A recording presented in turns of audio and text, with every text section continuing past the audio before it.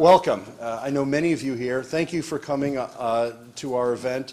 Humboldt State and the Department of Economics here is very happy to host a distinguished panel discussion on wine economics. Who said that economics is the dismal science, right? When there's an association of wine economists. I've got my, let's pull out the little cheat sheet for me. This is a real treat for us, and so I'm happy that you guys were able to come in. We're videotaping this for posterity's sake. Okay, I'll just be very quick here and very brief. I'll stand over here. We have three distinguished visitors that know a lot about wine economics here today. First, our key speaker, a key panelist, is Bob Hodgson, who's actually Professor Emeritus from Humboldt State, one of our very own. And you may know him also as the proprietor of Fieldbrook Winery. It's a beautiful place, great wine, and just lovely. I think when the fog clears, it's the most beautiful place in Humboldt County, or one of them at least. Bob is actually a leading expert in wine economics. And he's written a number of papers, I think maybe even one of them with one of my former students more recently, but has at least two of the most highly cited papers in the field of wine economics. A few years ago, and I'll let them describe their work, what they did, but a few years ago, Bob sort of pulled a fast one on some judges, I think, and at the California State Fair. The question is, how consistent can judges, professional judges, rate wines, distinguish between good and bad wines, and the results are probably what you expect he's going to talk about. The judges had some difficulties with that, and so we're really pleased to have Bob here to lead the discussion on that. Joining Bob on the panel is Orly Ashenfelter, an economics professor from Princeton, and also the president of the American Association of Wine Economists. Orly has also co-authored papers on wine, including a 1999 paper that looked at the 1976 Judgment of Paris. That was the event where American wines did relatively well against French wines and made a big splash. And Orly and his co-authors they questioned the consistency of judging. And then our third distinguished panelist is Bruce Kaiser. Bruce was the wine director at Butterfields, which subsequently became Bonhams, which was California's first auction house, founded in 1865. Bruce, along with others, originated in auction sales of fine wines in California and created a sales platform that continues to be used today. So we have two distinguished academics, and we have someone in the industry who knows what he's talking about. So let's welcome them to Humboldt State. Jim, this one here? That's the one for the video. This is one. If you can't hear Orly, this is. What you do? I bet I can talk from over there. Okay. I just prepared a tiny little set of slides for you. The only reason, so let me say first of all, you have a great person here, unappreciated, probably member of the Humboldt Peninsula. Bob has been a remarkable scholar in the field of economics of wine, and has had influence that is much broader than just wine. I teach at Princeton University, a long way away. I am from California, but I've never been to Eureka before, so it's a great pleasure. I always wanted to travel far enough north to do it, but I had a special reason, and that was to see Bob and his winery and his wife Judy. I've known him for a while, and the reason is partly because his work, which is published in the Journal of Wine Economics. The journal is now a decade old, published by Cambridge University Press. It's actually surprising to me become an actual field of economics. It's obviously more popular in some places than others, especially in areas where grape growing is popular and for wine. Bob published two papers that are quite remarkable in this field, and I wanted to make sure that we recorded what he had done, and that I kind of insisted on the videotaping, because I thought it would be a good idea. And we've done some more videotaping of his work too. He plays a big part in a recent book about Judging, written by George Tabor, who's published several important books, one on the Judgment of Paris. There's a movie about it, in fact, that's the level of that. And Bob is sort of a major figure in that, and a major figure partly because of this research he did. It's very unusual to have that happen. And I wanted to make sure everybody had a chance to see a little bit about what he's about and what he's been doing. Now, I've known him for a long time, partly because we go to the same meeting. The American Association of Wine Economists doesn't just have a journal, it has a meeting, an annual meeting, which I try to go to, but I don't always go to, and which Bob is a pretty regular attendee at, I would say. So I've met him several times over the years at these various meetings. It is true that at the American Association of Wine Economists meetings, which are usually not in America even, they're often in some other wine-producing country, it is true that we do have wine at lunch in those meetings, as we are going to serve you some wine here. So this is a kind of a unusual, one of those times when we sometimes do some things that we like to do, as well as learn a little bit about economics. So let me just tell you just a little bit about why now let me explain why I did this with my friend Carl Storkman, who's the executive director of our association. There are two. So people ask me, and they say, "What is it? So what do you do that's different from any other kind of economics? What's it about?" There are two areas actually that have been that are most widely used, and I actually prepared this as a very, very brief description of what the economics of wine, some of the findings are. And I did it for, maybe if we turn the lights down, we can make this a little bit easier to see. I don't know if you can.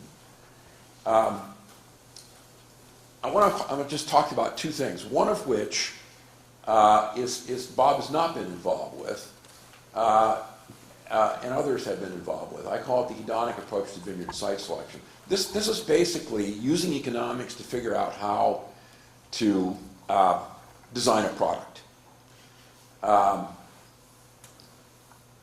And what it does is it tries to figure out if you're going to grow grapes in some place, which ultimately is going to turn into wine, how do you figure out what grape to grow where?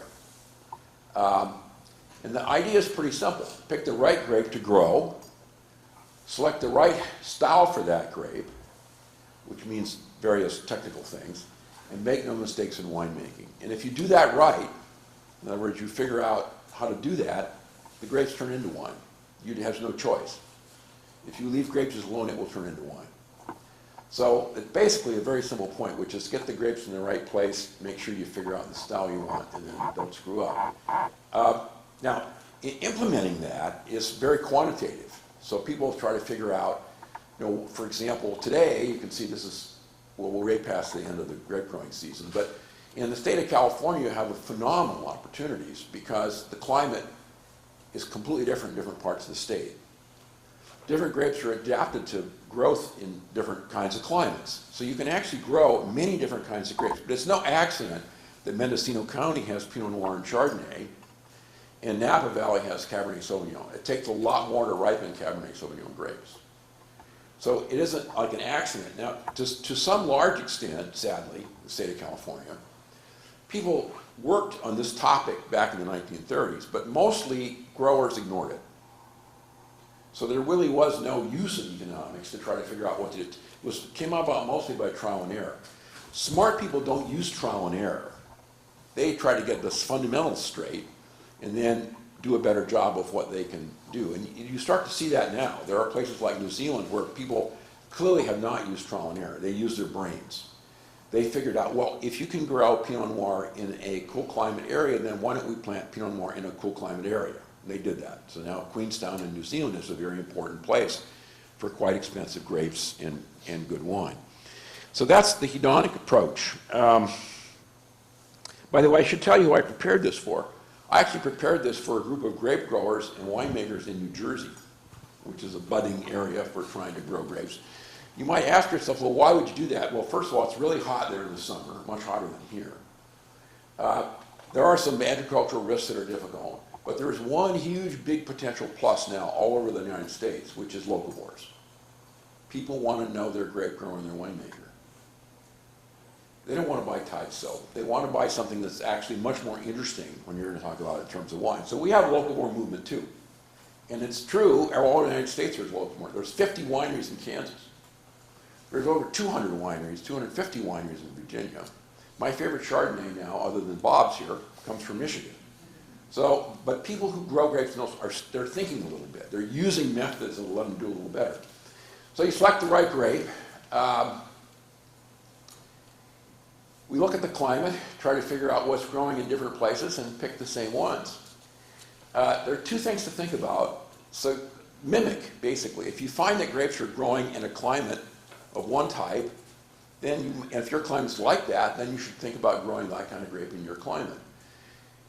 Most people, of course, don't do that. They say, I want to grow Cabernet grapes. They might be living in a place, say, that is completely inappropriate for it, but they have in their little heads they want to do that. And then they plant them, spend a lot of money, and it's a failure.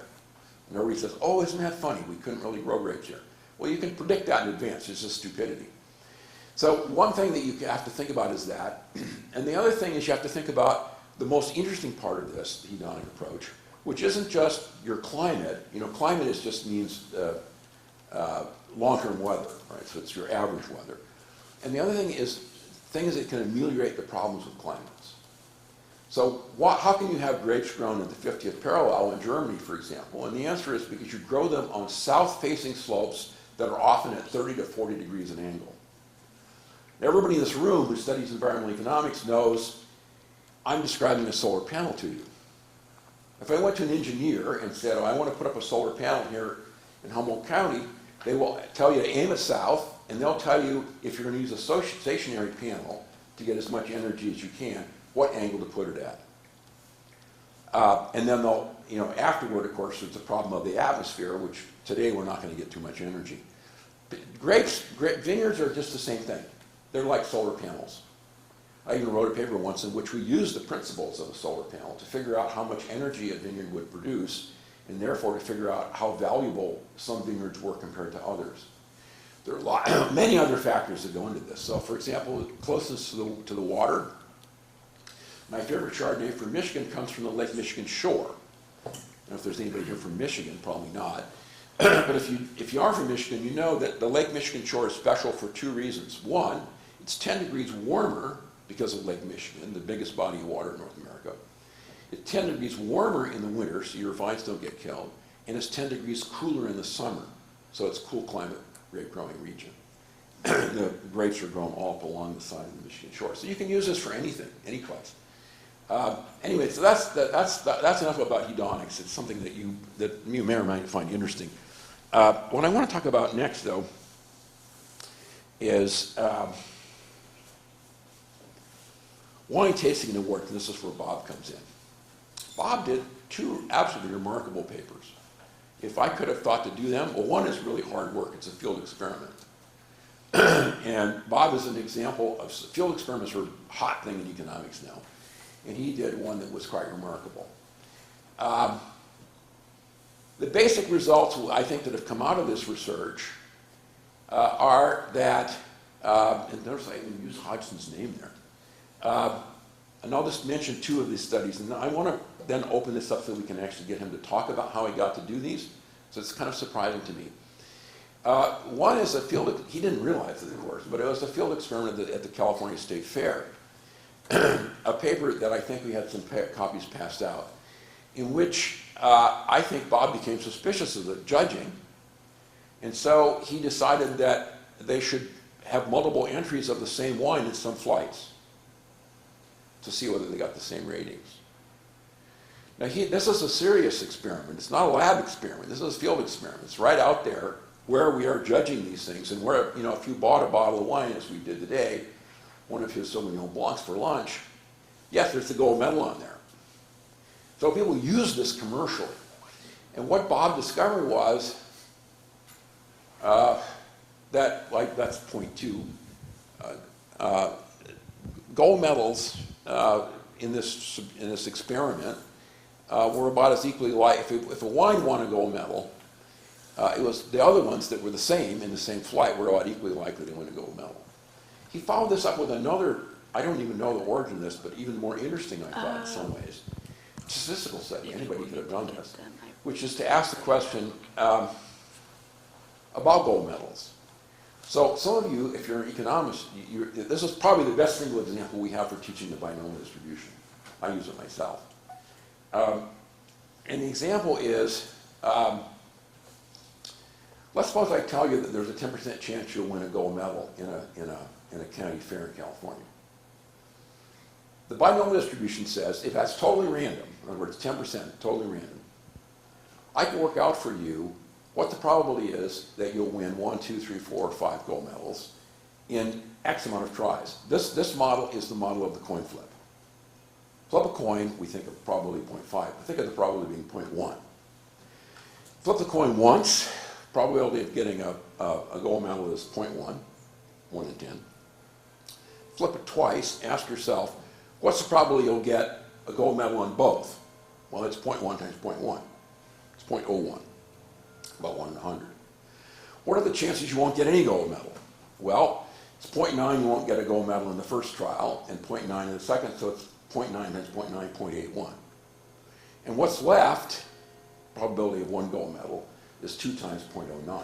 So basically, if the distribution, if it's completely random how the medals are awarded, you can predict what the distribution of gold medals by the number of times that you've entered into a fair will be. And Bob actually carried this out to something like several wines that have been entered in 4 or 5 county fairs. The distribution in the paper, it's remarkable. The distribution that empirical distribution of these medals is almost identical to what's predicted from this binomial distribution. I don't know any other example as good as that. What it means is that the county fairs are basically random in their awarding of gold medals. That's another paper he did, remarkable paper. Let me just say one last thing. The reason I mention this in the first instance is because that's just more of the same thing. The reason I mention is because this automatically tells you what you ought to do, and I think it is what people do, if you're in the wine business. So the first thing you want to do is you enter a lot of fairs. You're going to win a gold medal. If you enter enough, you're going to get a gold medal. And then what do? Well, then you advertise that gold medal, and you don't talk about the other entries that you made. This is, in economics, we call it selection bias. This is an example where you practice selection bias in order to generate a better market for your product. My favorite, so we don't know how much of this is done, right? In other words, I think most of the people who sell wine understand the use of this procedure.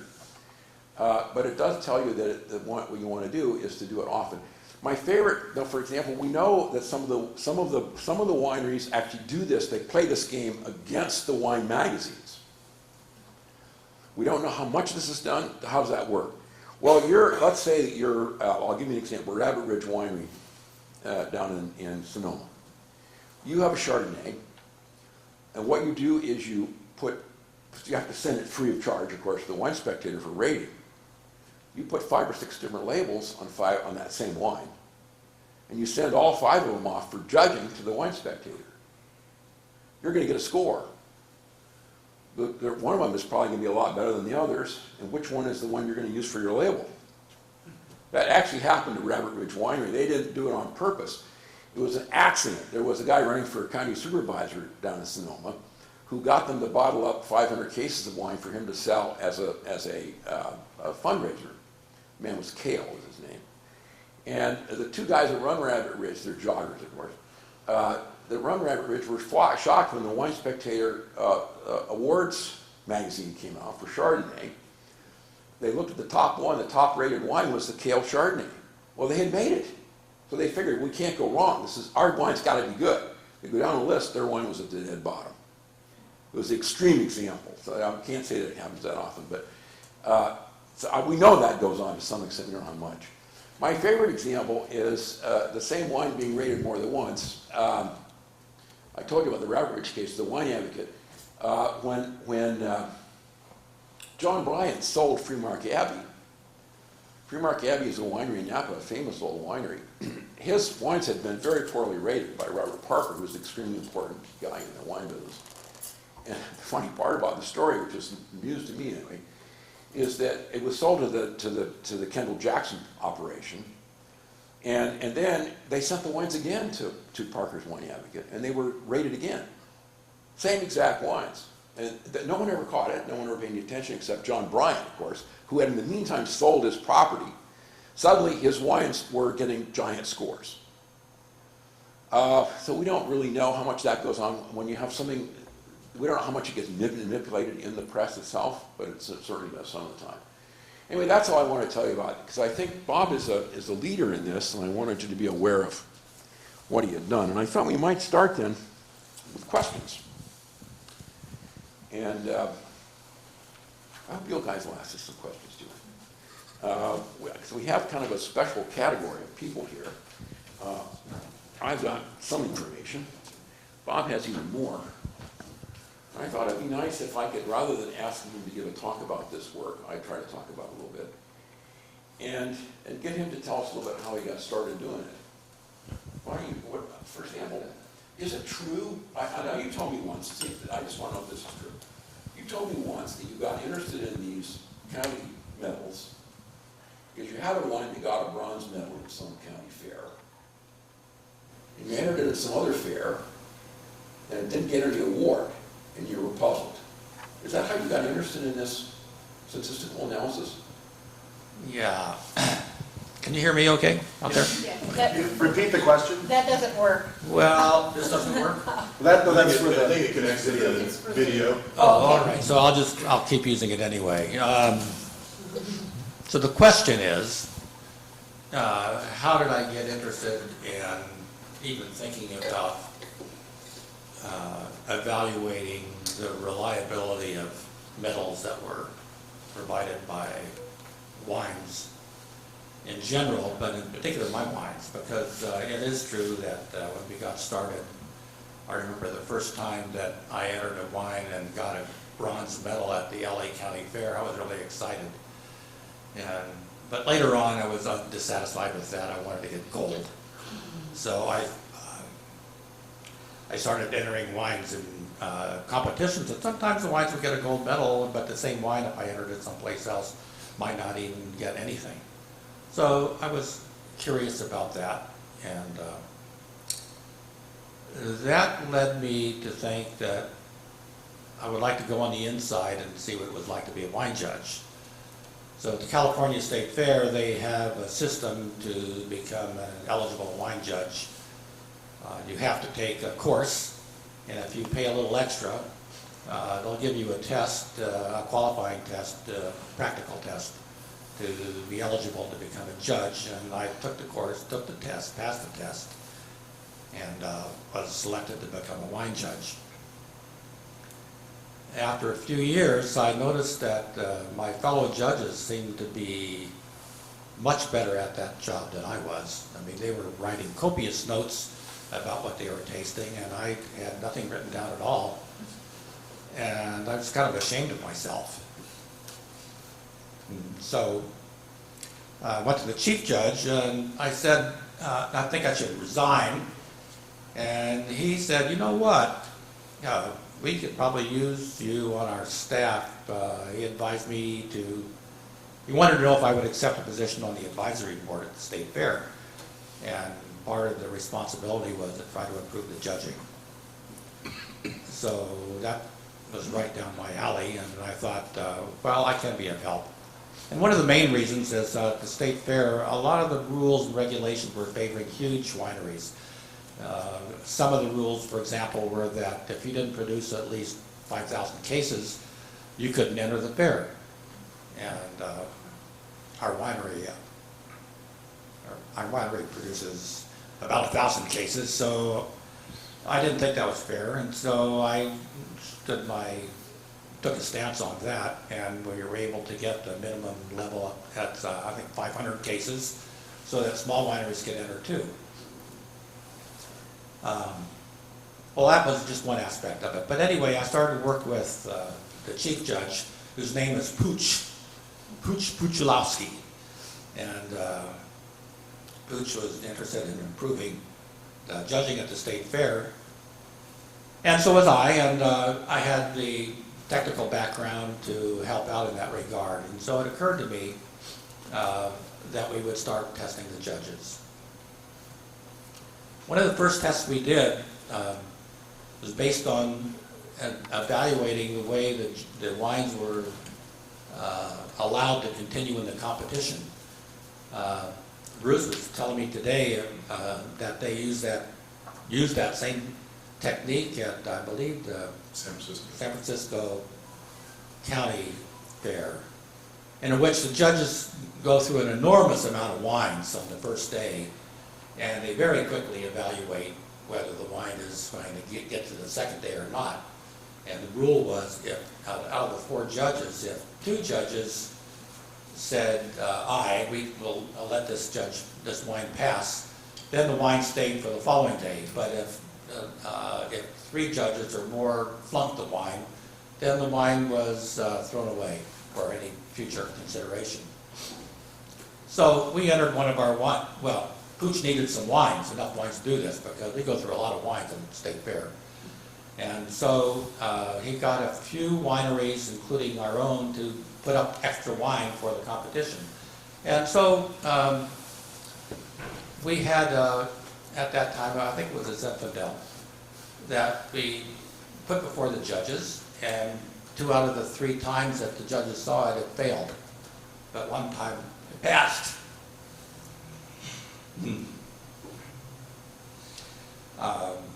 So anyway, the next day the wine, sometimes I get emotional about this.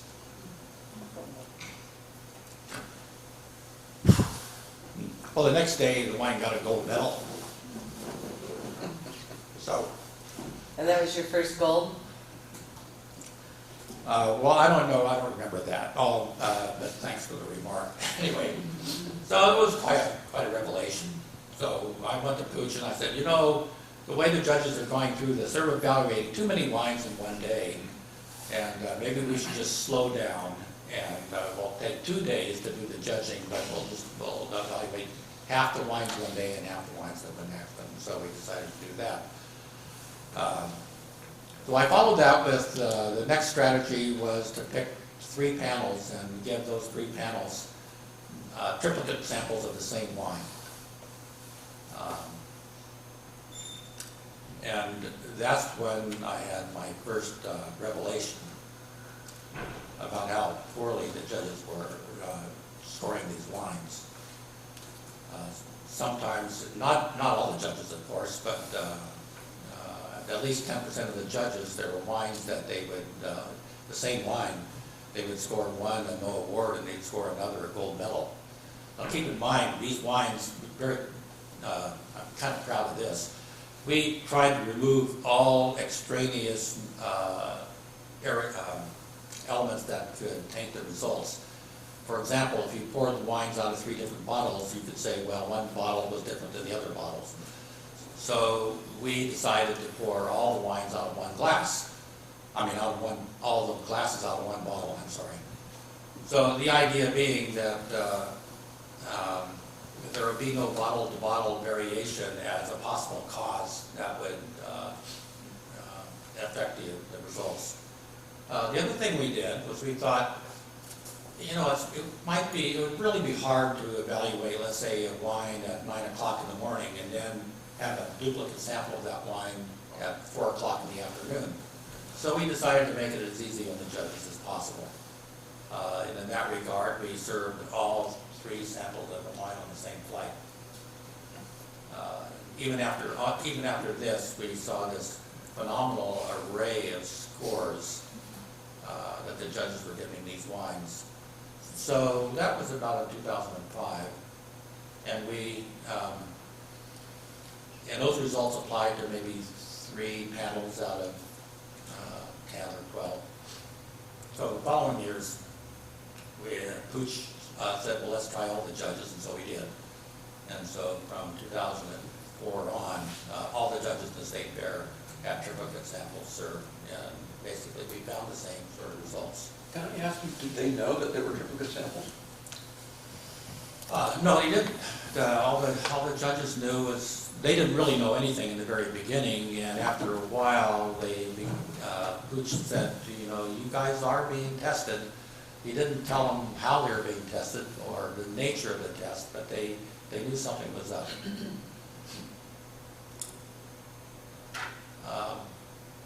It's kind of funny. One guy who was a sommelier talked to me personally at some point during the competition. He said, you know, these California state judges, they don't know what they're doing. He said, I've judged Australia. I've judged London. He said, you know, and I thought it was really weird the guy would talk to me that way because he must have known he was being tested, and he was just as bad as everybody else. So I need a lead. Well, though, I was interested that someone may not know this. I think Pooch got fired. Yes, he did. So did Bob. Yes, sir. Okay, true enough. I think one of the most important things that happened that I learned out of this whole experience was there was a period of time where, being an academic, I would come every year to the State Fair Advisory Board and I present them the results. And I wrote it up like a paper that you would write if you were going to send a paper off for publication. And every year they would say, well, this is really interesting, but you know, we should continue the study. And you know, at one point I said, oh, you don't really ought to publish this. I said, no, I want to publish this. So there got to be a time, and I was kind of curious, that one of the monkey bucks at the state fair sent me an article from the Journal of Wine Economics that Pooch gave me, and he said, read this, and that's how I got to know Carl Storkman. So anyway, I sent Carl a copy of one of my final reports, and that's how it began. Well, Carl is the editor of our journal, and the American Association of Wine Economists doesn't have any Americans. I'm the only American, actually. You and me were probably it. Yeah. There's an Australian, a Belgian, and a German guy. Let me ask you again about I actually, so you can see it, now that he's described it a little bit, you can see how you were in an unusual position to be able to do an experiment like this. But it's quite remarkable, and I think it's much more broadly applicable in economics and not widely appreciated. I mean, there are many, many areas in which the role of expert opinion, which is not well documented as being reliable, is used to make all kinds of judgments for most people. I mean, the vast majority, in fact, of what goes on in our lives today, we don't get to make any judgments about it. Most of us don't take care of our own portfolios. Doctors tell us what to take. Well, much of what we do, we don't have any control over. You get to buy your own toothpaste, but there aren't that many brands. And most of them all have the same certification on it anyway. So there's kind of a sense in which this example, I thought it was particularly compelling. And it's one that it can serve in some ways as a kind of a model of places where you could have many other applications. But the wine part, I think, has been particularly devastating because it's so plausible for a lot of people. What's the end of the story? So you published the paper, and then what happened? Did you get in trouble? I published another. No, I published a paper, and there were a lot of people that were unhappy about it. Within the advisory board at the state fair, I'd say half of the people were right behind me on that. They said, you know, this really is information the public should know, and the other people, one of the powerful members of the committee said, if this study gets out, it'll be the end of the state fair. So that didn't happen. So the state fair is doing just fine. So that was the first study. I wanted to bring up one point. One of the things I think that was really useful is that my background, I know nothing about economics. My background was in math and physics, and I think the difference is that what I brought to the table was a different way of looking at how to solve problems. I mean, Orly kind of touched on it, but in a lot of the social sciences and in biological science and medicine, the way you get a final answer is you go to a better expert. And the literature seemed to be full of that from some of my colleagues about how do they evaluate the judges at the Paris tasting, for example. Well, they try to say, well, these are these experts and those are those experts, and how do you find a higher authority? But, you know, what I brought into this was a pretty simple experiment, really, that I learned through science, physical science, is that, you know, well, if you want to know the right answer, you just repeat the experiment. And you do it 3 or 4 times and take the average. I mean, it's pretty simple, but it was a different way of looking at solving the problem. So then you went on to the second paper. well, yeah, the second paper really was the one that you alluded to, in which I looked at, over 4,000 wines that their scores had been recorded by a third-party group. And so we knew what a particular wine, if it had entered 5 competitions, we knew what score it got in every competition. If it had entered 13 competitions, we knew what scores it got in all 13 competitions. I focused on 5, looking at the number of gold medals that wine could get. And so I focused on those wines that had entered 5 competitions. And you would think if a wine were really outstanding, it would have a more than an even chance of getting several gold medals. So out of 5 competitions, what I discovered was that no wine won 5 gold medals. No wine won 4 gold medals. And I'm thinking I was looking at maybe 400 wines, quite a few. I think out of some like 400 wines, there were 3 wines, or one wine that got 3 gold medals, and there were like 6 to 10 wines that got 2 gold medals, and 100 wines that got 1 gold medal. And that's the curve that fit the binomial distribution just to a T. So he's right. If a winery wants to win a gold medal, you just enter a lot of competitions. Sooner or later, you'll get one. There was one wine. I won't say the winery, but it starts with G. They had a wine that got no award in 13 competitions, but it got a gold in 1 out of 14. And of course, what you're going to see on the bottle is the gold medal. So that led me with the prediction that the one thing you can be sure of, if you see a gold medal on a wine, somebody didn't like it.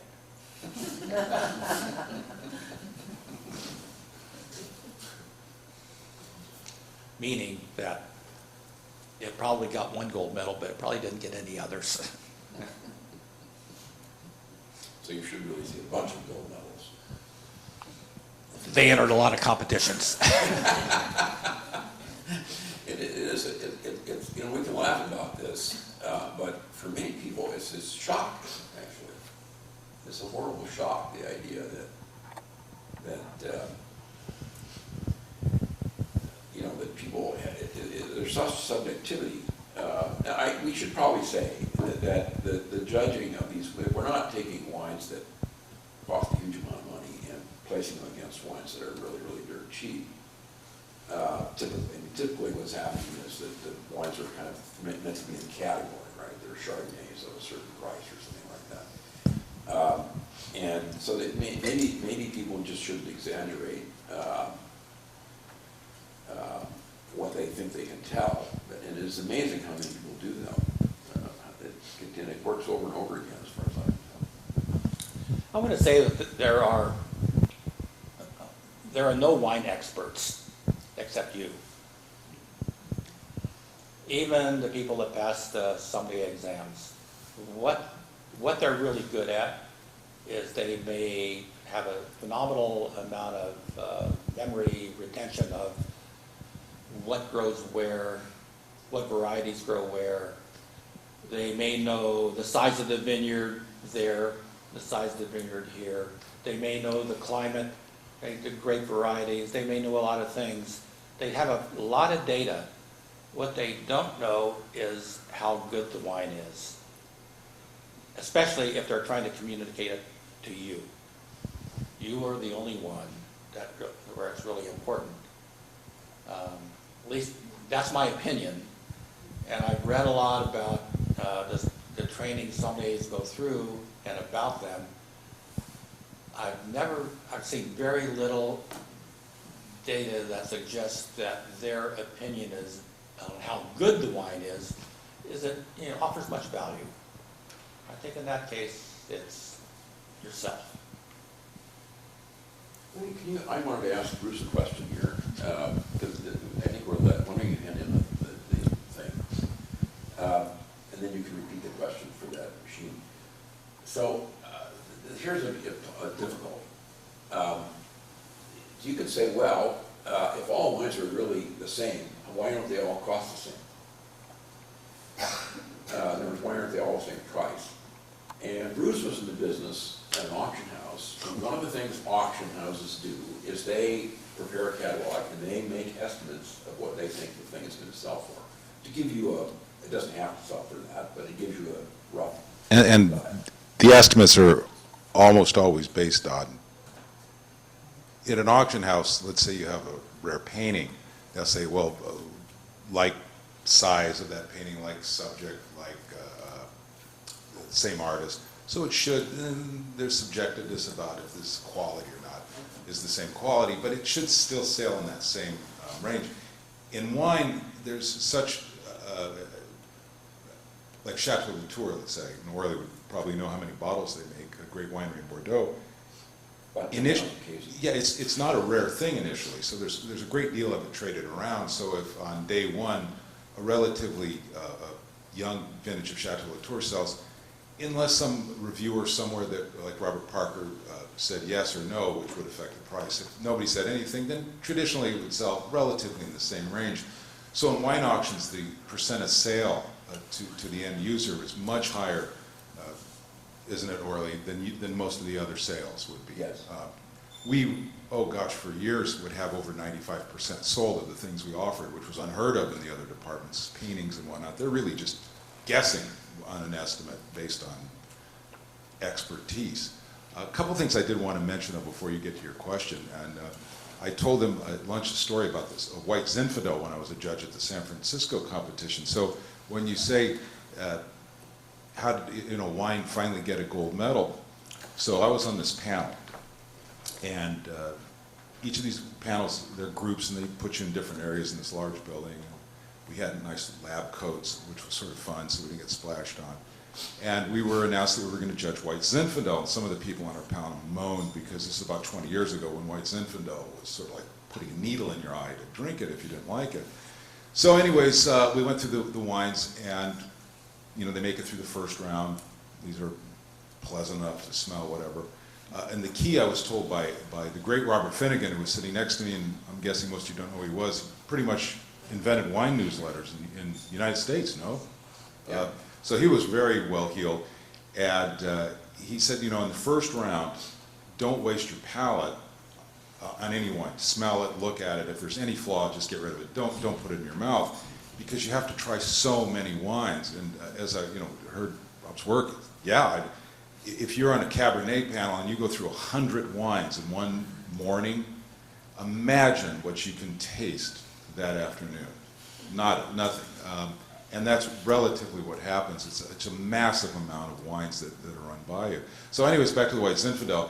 So we get to the medal round. If it goes through the first round, here's a bunch of whatever's left over, and then you actually taste the wine, evaluate it, write down what you think. Any comment, or quickly gold, silver, bronze, or nothing. So on all the wines that I'd gone through, I rated one silver medal, and nothing else for anything else, because they were all sort of bubblegummy and sweet and all this. But this one was relatively okay, but I didn't think it was a gold medal wine. It was okay. Silver medal. There were 5 panelists in our area. It had 3 silvers and 2 bronzes. That's that wine. The leader of our panel, a famous restaurateur in the area, said, "Oh gosh, we got a problem here."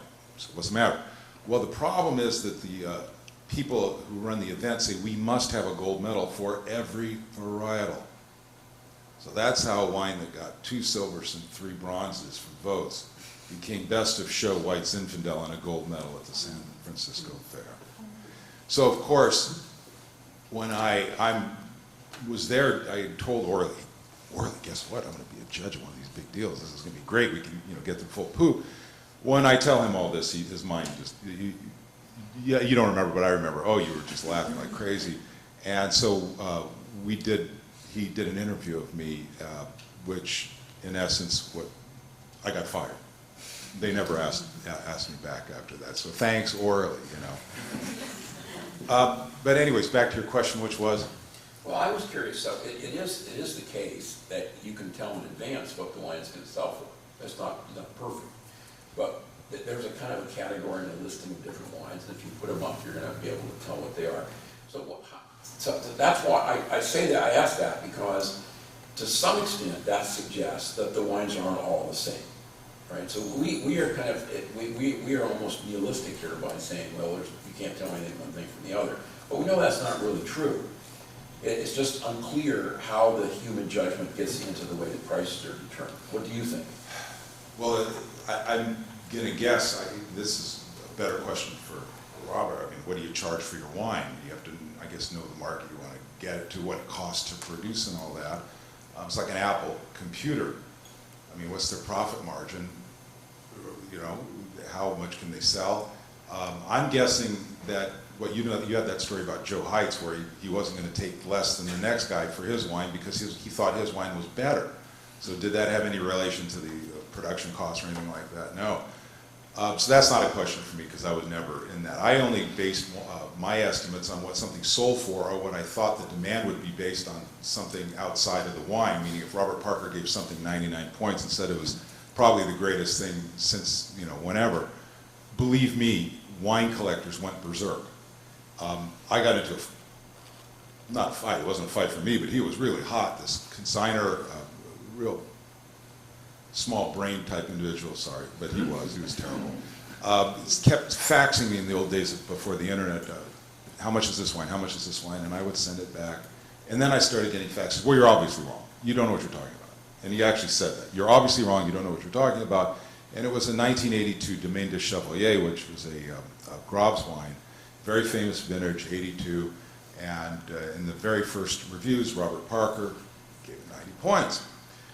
Well, Cole, who was the man's name, had forgotten that Robert Parker does subsequent reviews of wines.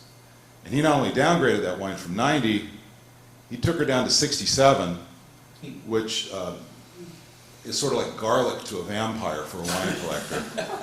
But then it just got worse after that. In the final round of where he refocused on the 82s, which he did a bunch of, he actually gave it a question mark and said it was obviously hail damaged, which showed in time. So the wine lost probably 2/3 of its value in the auction market. And old Cole, who didn't read the subsequent articles, only had the first book, was shocked, and then I got faxes accusing this man of being a charlatan. It wasn't my fault, it was Parker's fault. So those are the things that I looked for. Personally, I didn't care at all about the quality of the wine because it was irrelevant to me. I simply cared about what I thought people would pay for it at auction, which opened up a whole side cottage industry for Orly and I, because we used to do seminars where we would show people that, gosh, let's say an 86-point wine versus a 90-point wine, can you really tell the difference as a regular consumer? And I don't think so, but the price difference that you'd have to pay is enormous. Or for the British who did a five-star scale, the difference between a 3 and a 4-star wine might be double or triple the cost, or a 3 to 5-star wine, but it was pretty tasty to drink, so we used to do that all the time. And that worked great for us until Orly screwed things up by producing a newsletter that said these things. Again, we didn't talk about taste at all. We simply talked about we'll get off the subject, but I started getting people coming with liquid assets and outbidding Orly on wines that Orly wanted because they were used his method. But that's nice. Let me ask you, I have a question. I'll phrase this, because I think this is something people will be interested in, and Bruce is especially knowledgeable about it. Undoubtedly, everybody has seen stories about wines that sell for a huge amount of money. For example, I'll give you my story. Before we had the meeting, Bob, in Bordeaux, the people in Bordeaux wanted to change the year of the meeting. I'm the president of our association. So I went there with Carl, and when French guys in Bordeaux, they're really rich. I mean, these, to give you the scale of this in a second. We go to when they want to get you to change your mind, they treat you really well. It didn't take a whole lot to change my mind. I changed my mind pretty quickly, actually. But the first notice I had of this was we were invited to a winery called Chateau Humboldt Blanc, which at the time, probably even now, amongst the most expensive wines. It's important to get the scale of what this means in a way. Chateau Humboldt Blanc is just 100 acres. They make about 10,000 cases of wine. It's Cabernet Franc and Merlot. It might cost $50 to make the wine in France because it's a lot of different things that they do and so forth. Oh, they don't even have a bottling line, by the way, Bob. Chateau Humboldt Blanc has no bottling line. He's got a bottling line. Maybe you can sell it. He has a bottling line. They just have a truck that comes up. So I'm sitting next to the young man who is the CFO of Chateau Humboldt Blanc, and he has just sold his 2012 vintage. And I said, oh, really? They sold it off, and they do it in tranches. They don't sell it to people. They sell it to big distributors. And I said, really, how much was it? He said, well, we got 1,000 euros a bottle. Bob, think about it for a second. That's 1,200. That's 12,000 euros for a case. It's 300 million euros. Isn't that right? 360 million euros or something like that for, no, it'd be 10,000 cases, 240 million euros for his crop. 240 million euros off of 100 acres. Even gold was look as good as that. So I'm sitting there thinking, this is astonishing. So the 100 acres, what's going to happen is it means the acres are worth a fortune, right? Because they can produce that kind of money. They have to be worth billions. Now that's just showed Chateau Humboldt Blanc is not the only one. There are other ones. They don't get as much as that, but they might get 500 euros or 200 euros, or even go down to 600 euros or 60 euros. I mean, they're an incredible amount of money. And then, so now, what is most interesting about this is because of the fact that the prices are now so high, there has become something which you've only learned about in the last, maybe learned about a lot in the last 5 to 10 years, and that's counterfeits. I mean, with a good laser printer, I can make a label as good as Humboldt Blanc has. In fact, I've done that with some of my own labels. You can probably buy a cork and brand it. You can buy a bottle that's as good as what they have. And for 1,000 euros, it's way cheaper. I could take your Cabernet. And then, especially since the evidence is, well, first of all, imagine how hard it is to detect it. Who's going to open up a 1,000-euro bottle of wine to find out whether it's any good? That's like a huge sacrifice in the first instance. Secondly, even if they did, the evidence is most people probably couldn't tell it apart from another well-made Cabernet Franc Merlot blend of wine. So in a way, it kind of invites itself. And we now have seen there's been some convictions of people who made fraudulent wine. One guy who we know did it over a long period of time. There's a book about him. This has to do with this millionaire. One of the Koch brothers, by the way, not the two that are in politics. There's four of them. There's another one that is not he was a wine lover, not in the politics business, lives in Florida, Bill Koch. And he sued this guy after he had, turned out he had bought several bottles of wine that was supposedly purchased by Thomas Jefferson, which we learned later that was not true. In fact, the initials THJ were engraved onto the bottle with a dentist's drill bit, which wasn't invented until the 20th century. So it was a fake. We don't know how how much of that went on, how much went, I'm just kind of curious, but it does raise a much bigger issue, which is, if people can't really tell whether something is really good, and yet there are these magnificent price differences, what do you think about? So a lot of people think the ethics of this are, well, if people are stupid enough to pay that kind of money for that, tell them that's their problem. Buyer beware. Let the buyer beware. But Others find it easier, and I can see some people over here are sputtering, so I thought we ought to, I throw that out first. we're here to talk about, well, I'm here to talk about wine judging. And I think that point about, let's say, the counterfeits, you know, I've been on one of these panels, I've been, lots of them in different organizations in Santa Cruz Mountains, San Francisco, and you just get the feeling, you know, an expert, what's an expert? Well, that means you work in a restaurant or you sell wine. But I'm telling you, I've seen just wild variations in what people say about a certain wine. So as a consumer, and when I started buying wine, we used to get, I mean, I remember back in the old days, we would get a printout of what won medals at the Orange County Fair, because that was, for some reason where I lived down in the Central Coast, that was the big deal, was the Orange County Fair. So, you know, wineries, retail shops, they use it as a selling point. So this is just a terrible thing you're showing us, that we can't trust those scores. And so when I later, well, we can trust them to a certain extent. You'd figure, well, maybe it's sound at least, maybe is it a gold medal and do people really, most consumers know the difference between a gold medal and a bronze medal anyways? And I'm going to say probably not. So it's just something that looks good on the bottle. What's good though for a winery, if they do like the wine, then they'll continue to buy it, and that's all fine. But that's my opinion on all that stuff. Is that I have seen amateur, I've seen professional judges doing it, and with the certainly I've led to this before. The amount of wine you're putting through your mouth in any given hour, I just can't believe you take a young red wine in the morning and someone gives you the same one 2 or 3 hours later, you're going to know it's the same wine. For one thing, your brain is going to tell you it's a different wine. You're not open to the thought that that's even there. So there's no way you're going to say it's the same wine. So I can absolutely believe that you can trick. You're not tricking, you just, people aren't going to know it's the same wine.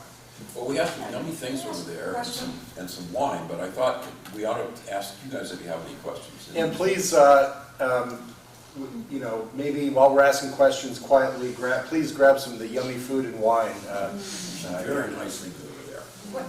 Since you did this statistical approach to the way that you looked at things, I have to ask, because I don't know about the kind of quality control. And the key here is variability within versus variability between. As you look at, are there real differences between these wines or not? And I know in your instance, you had wine that was poured out of the same bottle, okay, where you did the test and it was out of the same bottle. But even if a wine has the same label, how much quality control is there within the wineries? In other words, how much variability do you get for a given wine? Because that would make, obviously, if that variability is very tightly controlled, your case is well made. But if there is a lot of variability, you know, based on seasonal things like that, then there really can be a different wine, correct, that's judged at one place differently than another. Okay, so your question is about can wines be variable. Let me start. Okay. I actually had a long discussion with the original winemaker at Argyle up in Oregon, because they decided to go with screw tops versus any other structures. And he said, and when he started telling me why they did it, except for sparkling wine, there's no actual mechanism that can work for sparkling wine other than a cork right now. I told him, well, I'd heard Baron Philippe, who owned Mouton for many years, Chef de Mouton Rothschild, say that he thought 5% of all bottles of Mouton wouldn't be any good, simply because the corks were bad. So that's an issue, just the corks, or the time of day they bottle it, the time of day they pick.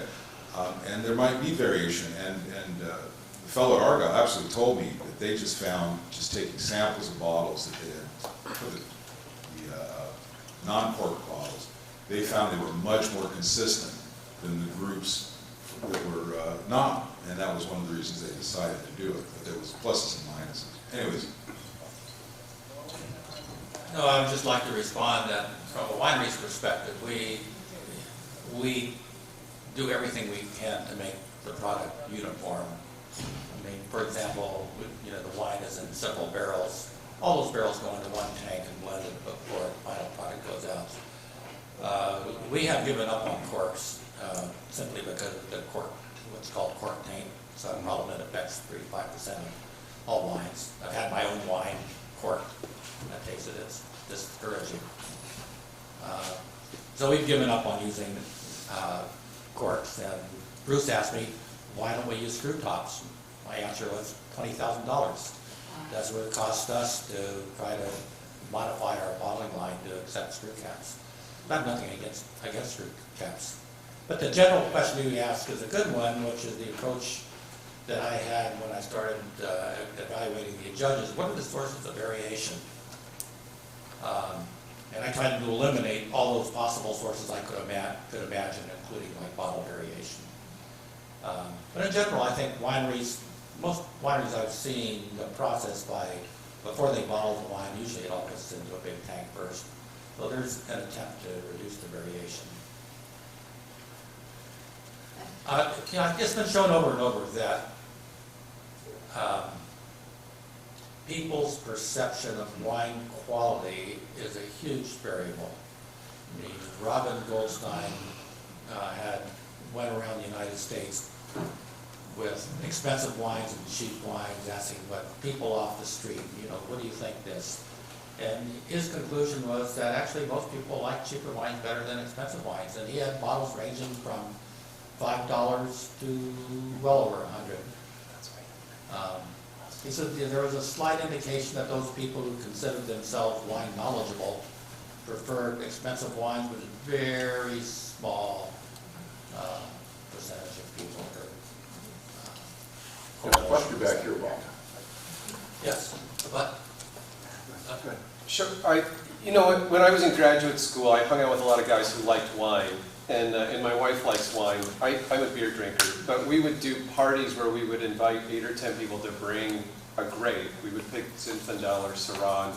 We would wrap the bottles in blank printer paper and put Sharpie a number on them, and then give everybody a pencil and a pad, and have everybody taste each wine and take notes, and then try to pick which one we liked best.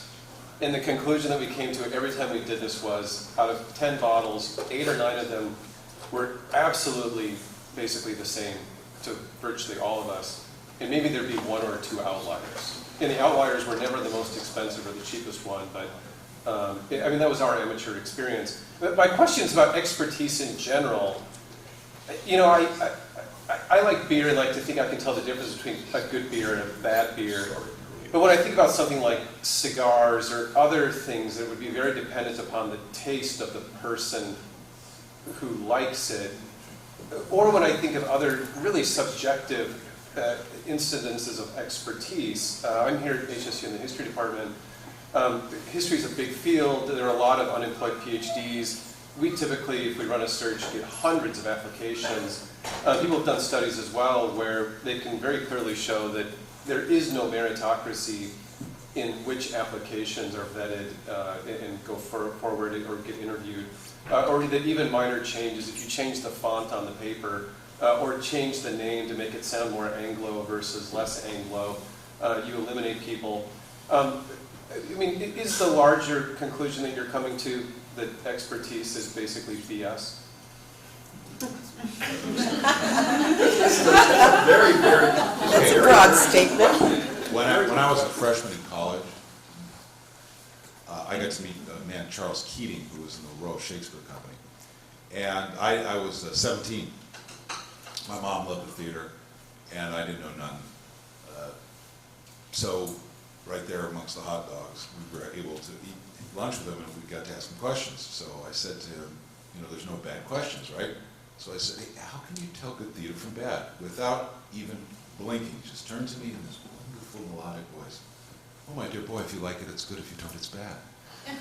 And a giant light bulb went in front of my head. And that, you know, changed my arc, because it's true. My wife would much rather have Pinot Noir than a Cabernet wine. She just loves Pinot Noir more. So when our second child was born, this client of ours very generously said, we had the name, when Hannah was born, come over, we'll have 45 Chateau Mouton, which is one of the great wines produced in the 20th century. And he did, and I brought a 62 Mussini, the Comte de Vogue, which is one of the great Burgundies.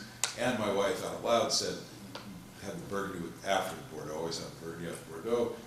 Oh, I like this Burgundy wine better. I said, just not, of course, because that's really rare and expensive. But that's what she likes. So she didn't care it was Mouton, she didn't care it was super rare, she didn't care anything. In other words, she knows what she likes. But how many people really do? And it's experience. You know, people ask, well, what's a good wine, what's a bad wine? Well, I don't want to buy wine for you. You go to a tasting, but who has time to do that? So you look for gold medal winners and stuff like that. So, you know, that's all I got to say. I think the basis of your question is it possible to rank expertness? And I don't know. I mean, think about this in terms of autism.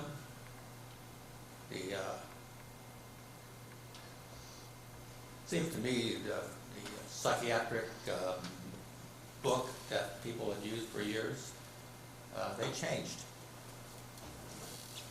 So, and to be an expert in diagnosing autism at one point would say people are crazy.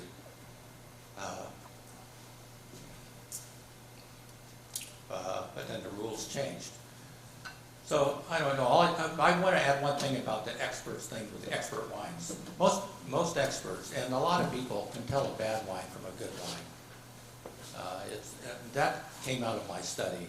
If a wine was bad, or judges didn't like it, lots of judges didn't like it. It wasn't just a random thing. It's when wines were good that they had a very hard time agreeing on that.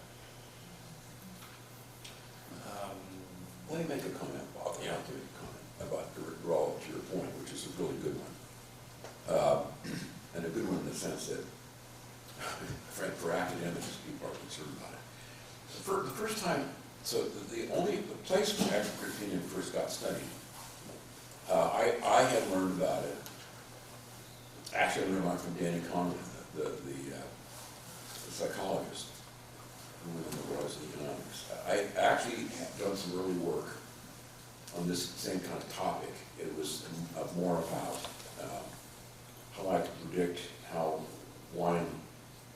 Bordeaux wines in particular, different vintages would end up with different prices when they were mature, and how the relationship of the experts who made judgments were often totally wrong and didn't take into account the most elementary information. One of the things that determines the quality of grapes in lots of areas, not so much in California, is sometimes it rains at the end of the growing season and you get very good wines, or sometimes it's not warm enough to ripen them. So you would think that if you were an expert, you would take that information into account when you decided whether or not the wines that you were going to predict how they would be. But actually the evidence was quite clear even to this day. Well, it's not so much now, because people do now, I think, take account of it partly because of what I pointed out.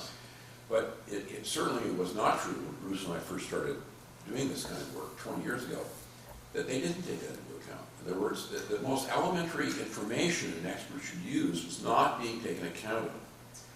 So I gave this talk in the psychology department, and Kenneth Kahneman and his wife said, well, I said, you know, because I'm an economist, and I keep thinking, look, if I showed you the fundamentals of something, how prices are determined, I showed you that in the high, I mean, every farmer, by the way, who grows grapes in the entire United States, including myself, knows that in a place like New Jersey, or France, if it's warm in the summer and it doesn't rain at the end of the growing season, we're going to have a lot better wines. We're looking for a California growing season. Everybody knows that. It's not a secret. I'm just sort of using the facts, the numbers, to predict what the prices should be. And Kahneman says to me, well, you know, this topic, this was first studied by some psychologist whose name I've forgotten in the 1940s. And there's not much evidence really that it's ever going to adjust. They're never going to adopt. If they don't use the fundamentals now, they never will. They will not learn. And that this is just astonishing. So I went to look up what this psychologist's paper was. And what it was, it was a psychology after the Second World War, was especially interested in problems of people coming back from the war. It's a little bit like our veterans who come home now. Of course, back in those days, everybody went and served, so an awful lot of people were affected. Here, you don't see it as much because we've kind of pushed our veterans aside, but everybody was focused on this. And what the guy did, he'd done several studies of various different ways in which you could try to predict whether people were going to end up with psychological problems, including suicide. And he'd done other studies, one of which was of nursing homes. This was my favorite one. I read this study, I was just completely blown away. The way the nursing home study worked, I think it was at the VA, is they had to manage their yield as to how many rooms they had for people that were disabled and probably aren't going to last too long. So what they would do is they have a doctor come in and make a prediction of how long before the room's available. You get my point? Yeah. How long before the guy's dead? Okay, so they come in and have him do that. And they then try to assess, just like you did, how well did this work? How good were the predictions? And the first thing they said is, well,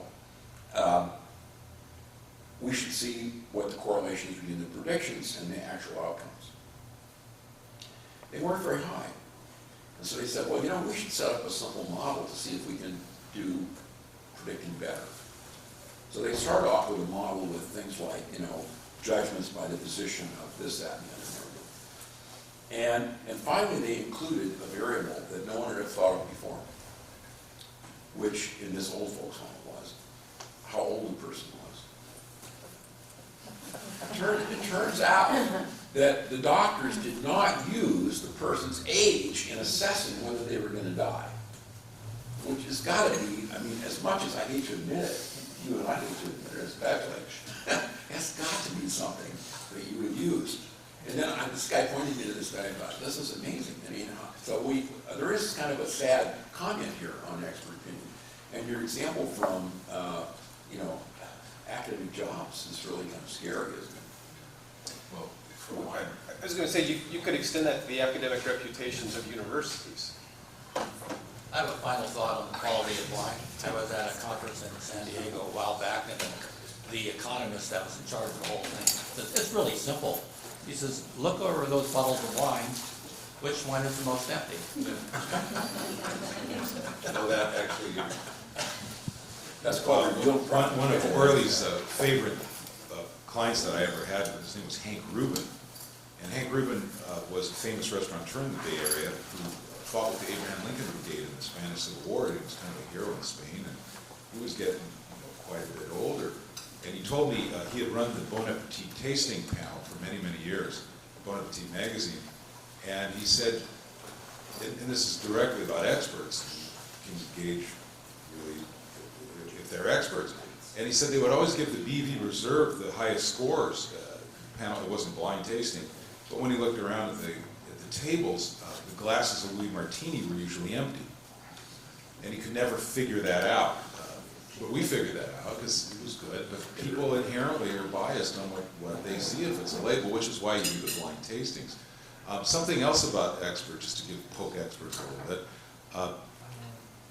Orly alluded to the Hardy Rodenstock affair, which was the fellow who came up with all these bottles. And when the fake bottles, the Thomas Jefferson was the most famous, but he got into trouble for all sorts of other fake bottles.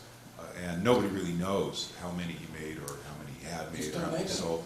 Still making them in China somewhere.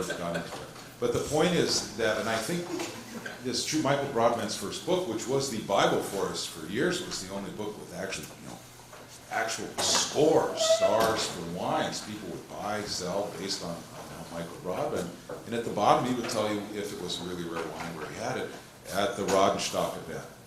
And if you go through the book, any number of these wines you try to find fake. But you can fake wines. It doesn't mean it's bad. It just means they probably, Berry Brothers and Rudd, I think the English company would bottle their own wine for forever. And you'd get these things, it would just have a Berry Brothers label. They would buy the wine in barrel, bring it to England, and bottle it. And I never had a bad one. They were always, and wines from off years in the 30s, even 20s, and they were always Well, pretty you good. know why they did that? Because they topped it up with a little something. Either eau de vies, liqueurs, God knows what. And gosh, it worked pretty good. So, you know, I asked somebody about that, and they said, well, so what? It tastes good, though. Yeah, you know, so it's hard. The reason Berry Brothers and a lot of the English merchants bottled wine, and the French did, was because they didn't trust French guys to do it. Eric, are we supposed to give this room up at 5? I think we are, so we're just about at the end of our time right now. Get a glass of wine down then. I think we should thank our panels.